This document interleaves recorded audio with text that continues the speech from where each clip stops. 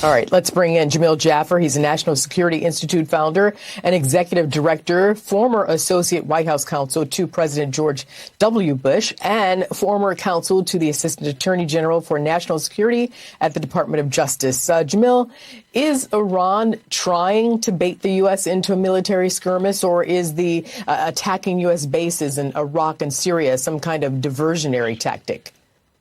Well, it does seem like they are going harder, more offensively against us. They've been doing this for years, Arthel. They've been going after American soldiers through proxies in Iraq while we were there. They're now launching these missile attacks against American bases. They've been doing this for quite a while, but the pace has stepped up in the days and weeks after the 10/7 attacks on Israel by Hamas. So you have to wonder, is Iran trying to bait us into a larger conflict? We've also seen the Houthi rebels in Yemen launch missiles at Israel that the U.S. has had to intercept. So we know that not only our U.S. forces are being targeted, but our allies are as well by these Iranian proxies.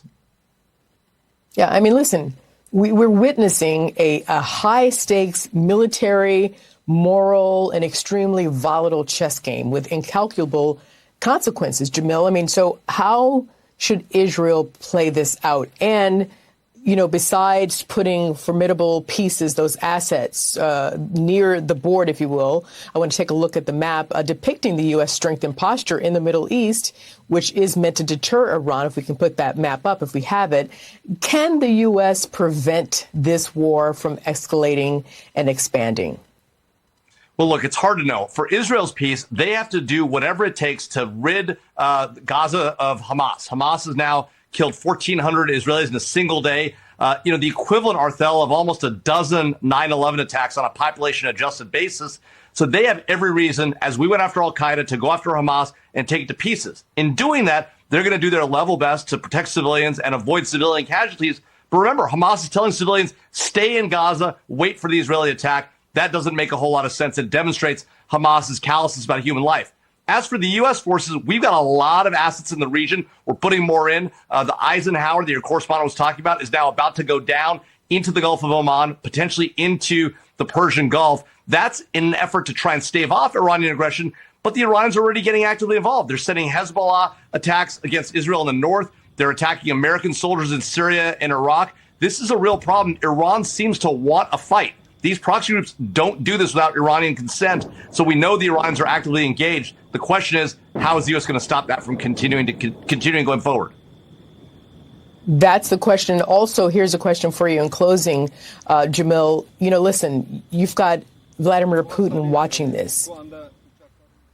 You have to wonder how much he's playing into this, wanting Iran to taunt the U.S. and try to bait them into a wider or into some sort of conflict. You've got China standing by, too. I mean, you have to, I don't want to be the person to connect these dots, but those dots are there and they're right next to each other. So how do you see it as Russia and Iran and China are all watching this play out in real time and Iran is directly involved?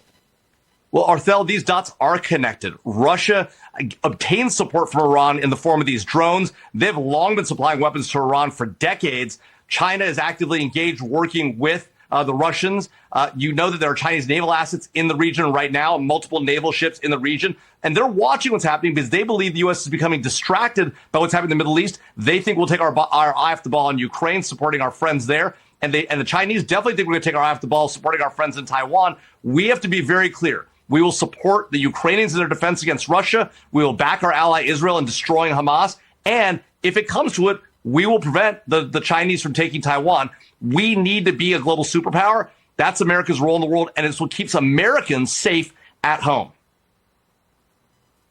I know those dots were connected, but I needed you to say that. Thank you, Jamil Jaffer, as always, for joining us. Take care. Thanks, Arthel.